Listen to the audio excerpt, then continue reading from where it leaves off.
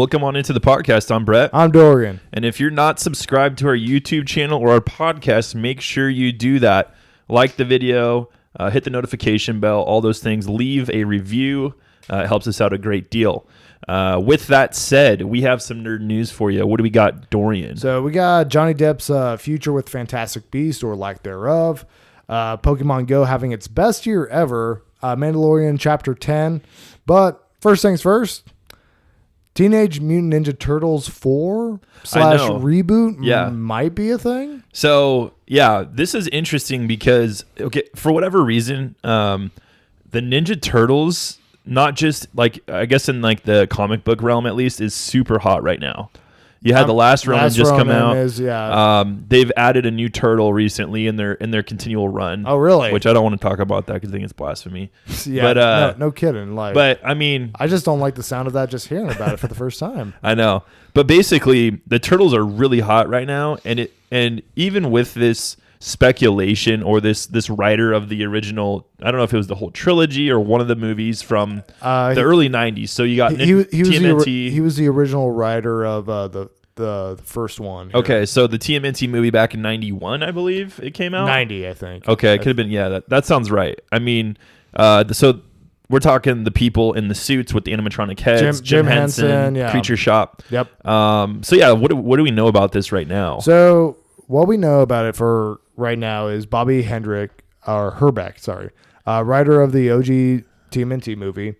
He basically had an interview or like a Q&A session where he said that he would like to see a sequel or a reboot to a 90s trilogy. And apparently he's not the only one that feels this way, because Kim Dawson is a producer or the original producer for it. She actually is saying that, yeah, there's actually been talks. We've talked with the original director and also Brian Henson, the son of Jim Henson, to see about making this happen, but they would incorporate, Jim Henson's suits or an updated version of that. And they've gone on file saying like, we are trying to make it happen. We are trying to do a reboot.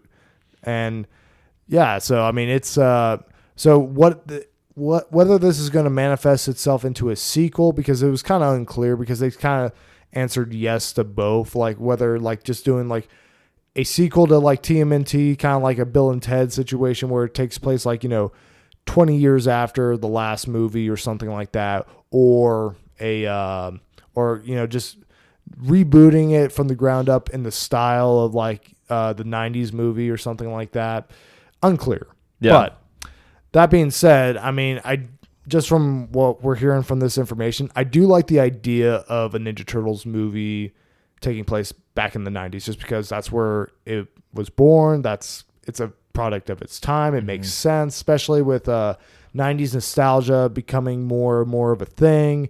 You saw it in Captain Marvel. You're seeing it kind of come back in some way, shape, or form. The new Power Rangers movie is going to be set in the 90s. Right, exactly. So, I mean, so it makes sense for it to actually kind of be kind of like a period piece of its time, so to speak. Yeah. And excuse me. Either way, I'm okay with this. If they want to do a period piece and they want to go back to the 90s and have it play out there, or if they want to do a modern reboot, I'm okay with that too, as long as they do it well and the original people are attached to it. Yeah. Now, here's where I kind of am trying to figure out what tone do they want to go with. Do they want to go with the first movie? I'm sure. Or the second or third movie?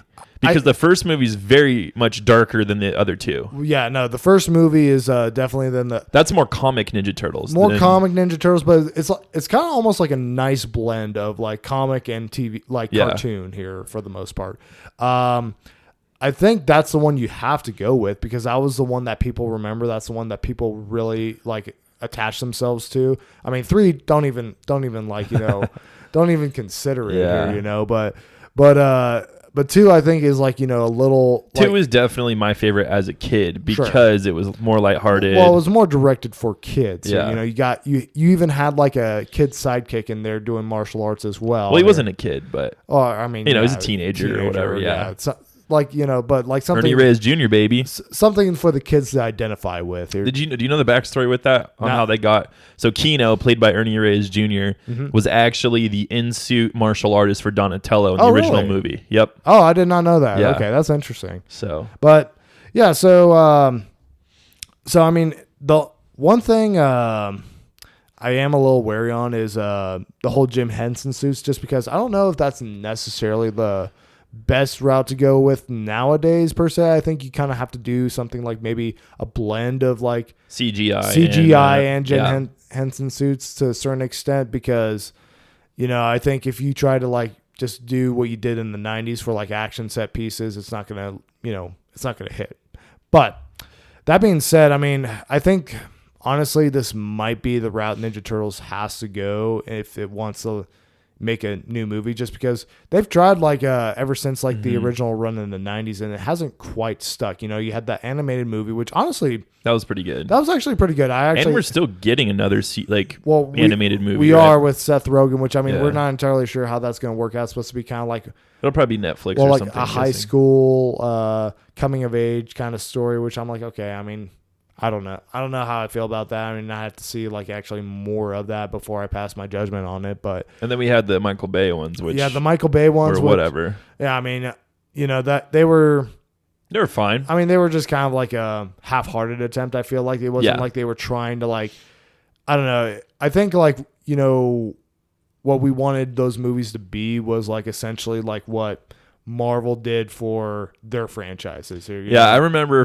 seeing the first trailer for that movie, and I went insane. I was like, "This is going to be awesome." And I did enjoy the first movie. I don't really like the second movie as much, but anyway, beside the point. But I mean, but no, it's honestly like it didn't seem like those movies were really taking all that, like I guess I mean you shouldn't take a movie about grown up Ninja Turtles or whatever like too seriously here, but I mean it didn't seem like it was really like put a lot of effort into it. It kind of felt like lazy in parts, and then I think also just the fact that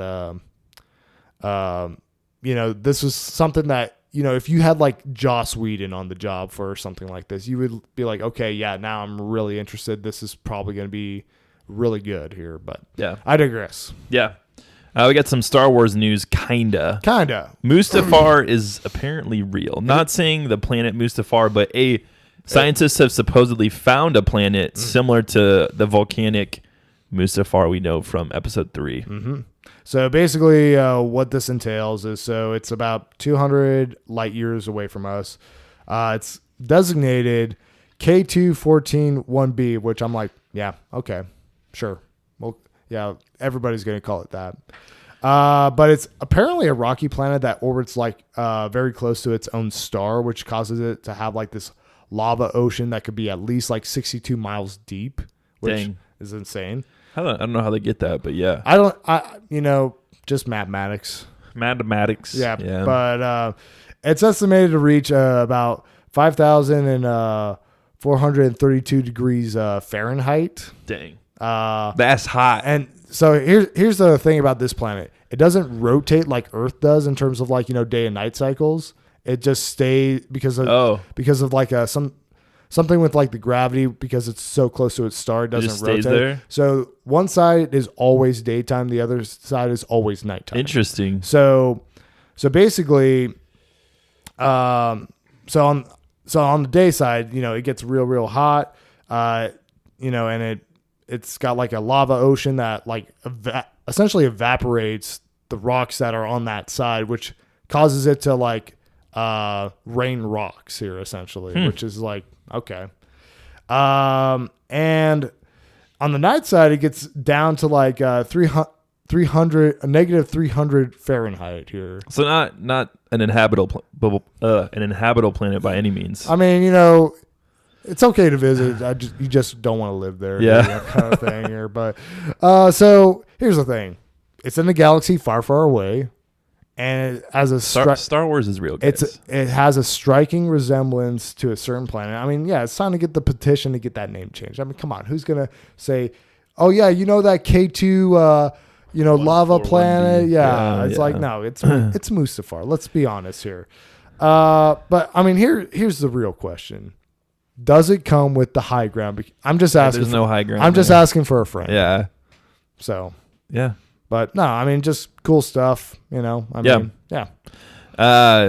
Bad news for Harry Potter fans. Jonny Depp had to drop out of Fantastic Beasts 3 due to the allegations that were pitted against him, which, kind of sucks because I really like Jonny Depp as an actor and was looking forward to Fantastic Beasts 3, actually. I loved Fantastic Beasts 1. Fantastic Beasts 2 was okay. It wasn't great. And 3 was promising, so. Gotcha. Yeah, so, it's going to be interesting just because the other side of this whole controversy is Amber Heard, and my question is she going to be asked to resign from Aquaman 2? I'm sure. Because I heard it's both ways. It's not just one person. It's not just one person. Yeah, it's both ways, and so, but also, yeah, it's also Warner Brothers over that project here. So it'd definitely be something for sure. But so I never got around to seeing any of the Fantastic Beasts or anything like that. I'm not much of a Harry Potter guy, but like, how was he in Fantastic Beasts? Like, was he? I thought he was great. He did a pretty good job. Okay. They're going to be able to recast him. It's not going to be one of those things where it's like, oh no, you can't, this is someone you can't recast. Well, just from like what I was seeing, like, from him from the trailers and all that. He's like got white hair, like a lot of makeup and like a little bit of CGI touch-ups and all that. So it's not going to be like he's going to be looking radically different. No, we'll see what happens. How they do it, but I don't know. Yeah. All right, so we got some more delays. Yeah, and like some workarounds too, apparently. Yep. Right now, Witcher Season 2, it was shooting on location in the northern part of England. Now it is going to be going just solely to studio shoots for the time being due to Britain's lockdown procedure that they are implementing. I think it's like November through the beginning of December or something along those lines for the coronavirus. The Batman is still on schedule to be filmed as planned, which I'm all for. Yeah. Even though I won't see that movie for 2 years. Yeah, roughly. So, and then Disney is removed their a couple of their movies from their lineup for December. So, Free Guy, which is Ryan Reynolds' movie that looked pretty cool. Yeah, no, it looked interesting. And then Death on the Nile, which is like supposed to be a follow up to Murder on the Orient Express by cool. Kevin Branagh, I think is how you pronounce his name. Yeah, that'd be cool. Kenneth Branagh, yeah. But good book.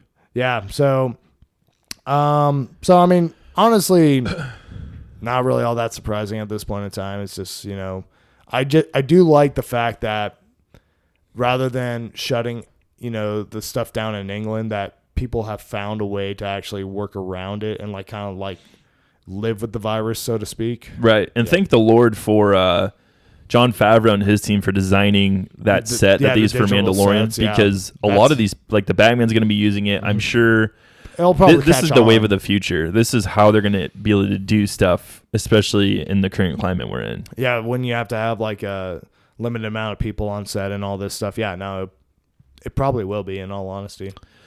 Something even more surprising, Pokemon Go. You guys remember the phenom from 2016? 2016. That was a long time ago now, but Pokemon Go had its best year ever in 2020. Now, I don't know anyone who still plays this game beyond my brother. Right, no. Because... yeah, we got into it. Yeah, like everyone was into it. Everybody was into it. Like, you saw like crowds of people like all over the place. Like, I remember thinking like when we first went out to go, Pokemon hunting and all that. I'm just like, okay, yeah, we'll probably run into a few people. Like, everyone. No, like everybody in our town was there. Yeah, everybody. It was insane. Yeah. So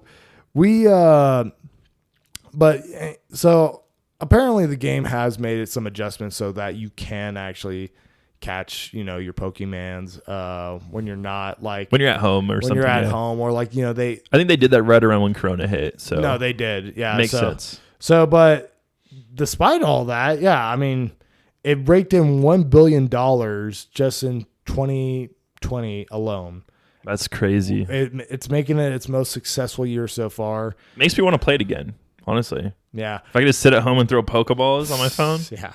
But In 2016, as a comparison, they pulled like just under $1 billion, like 832 million. And altogether, the game's been made $4 billion in revenue. So I mean, crazy. I mean, super crazy. You know, and especially considering how the whole gimmick of that game is like getting out in your community and like, you know, finding stuff with your finding Pokemon here, which is like, you know, that's part of the hunt. I mean, I think that's the whole main appeal here. And then, you know, that whole aspect has been taken away in 2020, and so it's still like became still as successful as ever. It's insane. Yeah, I'll have to keep this in mind when my wife wants to go on a walk. Yeah. Just pop Pokemon Go back in. Honestly, I mean, it wouldn't be the worst idea in the world. Yeah. So, all right. Well, we're going to head into our roundtable review with Mandalorian Chapter 10. Dorian, take it away. So this one is called The Passenger. So again, we're not going to get into like super nitty gritty details on this here. I mean, we're going to assume that either you've already watched the episode or you don't care about spoilers. And spoiler ahead. Spoilers. You've been warned. Yep. So, so going into this, you know, this was not like the Boba Fett centered episode that we were kind of hope we would just get immediately after the last one here. Yeah. I mean, it starts off pretty solid here. I really like these first opening action scenes that they've been doing so far here with it. Totally. Yeah. So basically, I mean, they gotta dangle it in front of us a little bit before we actually, you know, get Boba Fett. Sure. You know, no, you do. My prediction for Boba is that we're gonna get him, you know, mid to late season. You know, like possibly at this rate. Yeah. We'll probably see him one more time, and then maybe have him either team up with Mando or fight Mando. I don't really know what he's gonna do. Yeah. Towards the end, maybe he teams up with him to fight. I don't even think we'll get Giancarlo Esposito's character in the Darksaber. We might not even get that till the very, very end at this rate. At this rate, I mean, we'll see how it pans out here. But yeah, so I mean, you know, the premise on this one is pretty simple. Super here. simple. It's, you know, apparently he had to take a passenger. Yeah, there's a job for Mando, and like in return of doing the job, he will get passage for or get information on like where other Mandalorians are. Yeah. So that's the basic premise. Seems like an easy job. The only problem is he can't like just, you know, go into hyperspace for the job just because essentially the passenger is a frog lady who's like carrying a tank full of her eggs. Yeah. And she needs to the jump to hyperspace would essentially destroy the eggs. So they basically just said, okay, yeah, you have to go take the scenic route in order to get to this planet where the person on the planet that's waiting for him is her husband, you know, all that stuff, and he'll have the information. And obviously things don't go as smoothly as planned. You know, you got some cameos from Dave Filoni as like an X-Wing pilot. That basically it's like, you know, the cops pulling you over in the Star Wars universe, asking for your registration and ID, proof of insurance, all that good stuff. And Mando, you know, has had, you know, a little bit of a checkered past, so he didn't want to deal with it, so he makes a run for it. And they end up crashing on an ice planet. Yep. And you know, you get some action scenes with involving you know, giant spiders, and also the X-Wing chase as well. Yeah. Here. So yeah, essentially the Razor Crest, it crashed. They're, you know, the eggs are in jeopardy because it's an ice planet, and so they're getting really cold. And there's this whole back and forth between the Frog Lady and Mando where they can't understand or she can understand him, but he can't understand her. Right. She like hacks a droid so he can understand her. Yep. So. You know, and there's Baby Yoda in there. Obviously, we get our cute little Baby Yoda, sneaking some, and he tries to sneak some snacks. He's eating the eggs and stuff, which was funny. It was funny. But yeah, there's some cool scenes. I mean, for me, walking away from this episode, we won't go over everything. Like I said, Dave Filoni's character comes back and kind of saves the day. Yeah. Which is kind of funny.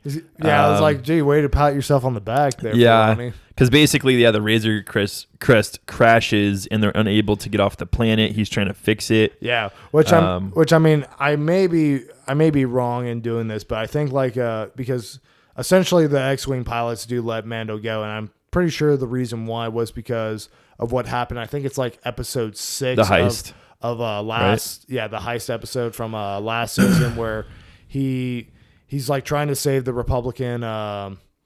Or the Republic,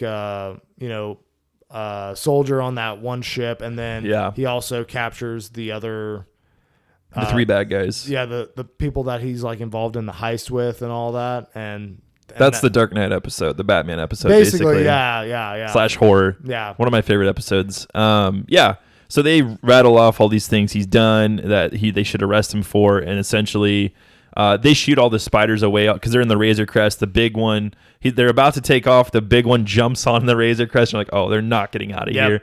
And then you hear all this blaster fire, and it happens to be Dave Filoni's character and another guy, which I'm not sure who that is. I'll have to do some research on it. I feel like he's got to be somebody. He could be like the director or something. Who knows? Something, yeah. But basically, they saved the day. They let him go because he did that. He tried to save one of their people and got some of the worst criminals out there, locked them up. So and also kind of hints or gives us a little bit more insight into like what is going on in like maybe the grander scheme of things in the Star Wars universe. Because that was the episode Dave Filoni was in, right? But it was but they said like on normal circumstances, we arrest you, but this is kind of like a different situation. And also these are, trying times. They're still, I think, trying to bring back order and rout the Empire from the galaxy. As, we've noticed, they're not completely gone yet. Right. Here, so overall for me, pretty decent episode. After watching this, I really need to rewatch the last episode 9. Yeah. This is essentially a side mission in the quest to get more information about where the Mandalorians are. Yeah, basically. I mean, I do feel like,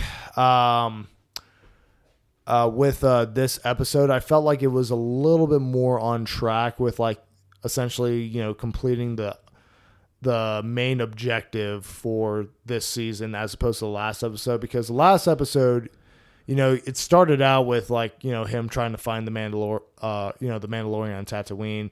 Turns out not to be the case, and he ends up doing a side mission just to get Boba Fett's armor, essentially. Right. And then, this one is like, okay, this is more like pushing us towards like at least the main plot. More information. Yeah. It's just, I mean, it's still kind of like a little bit of a slow start to this season. We haven't really gotten into the meat, I think, for like what this season is trying to go for or what it's trying to accomplish for the time being, which, I mean, if you started out slow, set the stage, and then like the rest of the episodes like are just bangers where they just say, okay, this is all going to be revolving around the main plot of the season now that we have like everything set in stone and ready to go. I mean, we'll see. And so it's just a matter of time before we see another Mandalorian or someone who knows something about it. So we'll see. A pretty good episode, though. No, by and large, I mean, solid episode. I mean, if you had to give it something, what would you give it, you think, out of 10?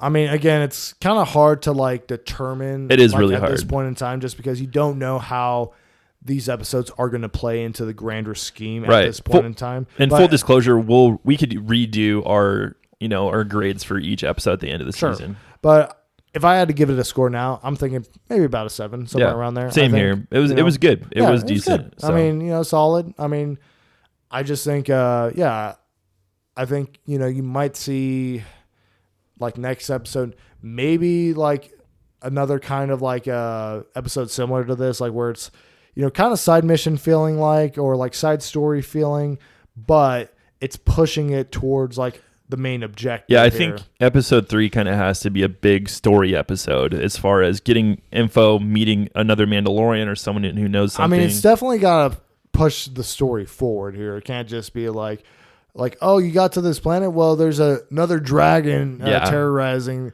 this planet. You gotta fix this problem here. And remember, the Mandalorians aren't the end all be all for the mission. It's actually the Jedi, because those are his people. Right. No, and that's ultimately, I think, what the main objective for this season is actually going to manifest here. At least if the trailer is to be if the trailer is to be believed, but I mean, he's using like the Mandalorians as a way to like get to that point here, because if he can get into like a bigger like network of Mandalorians, he might be able to find more information on where these space wizards are hanging out at. Totally. Well, that's it. We got nothing else for you guys this week, but thank you guys for listening. We greatly appreciate it. Make sure you check us out on YouTube, where anywhere where podcasts are. Have an awesome week, and remember, everyone's a nerd about something. Bye.